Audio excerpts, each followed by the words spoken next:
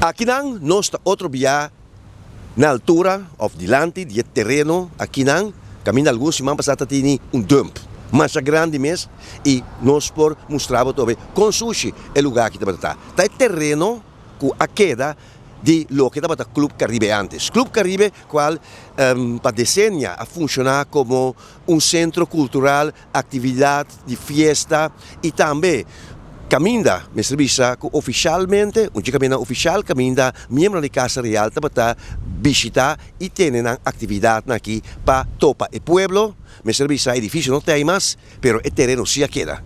Depois que algum dia passar, nós a duna de conhecer que ela para vir dump e que estava algo que estava higiênico e por sorte para brote de infecção, etc, etc. E doina aparentemente a mira o reportaje aqui e a soro para dentro de curto tempo a limpia o terreno aqui.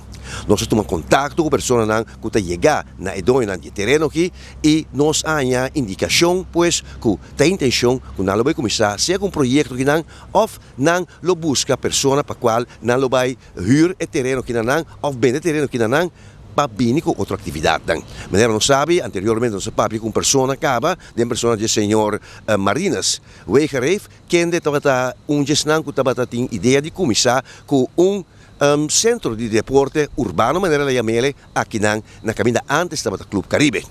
Nós buscamos sua reação, pero ainda não há uma reação de sua parte, pero mirando que tem atividade toma lugar aqui e para continuação de informação aqui, nós há que está responsável para informar você que tem desenvolvimento positivo depois que nós sabemos que promete reportaje de lo que estava o Club Caribe. Queda pendiente, para assim tem mais desenvolvimento. Den caso aqui, nós lo informamos.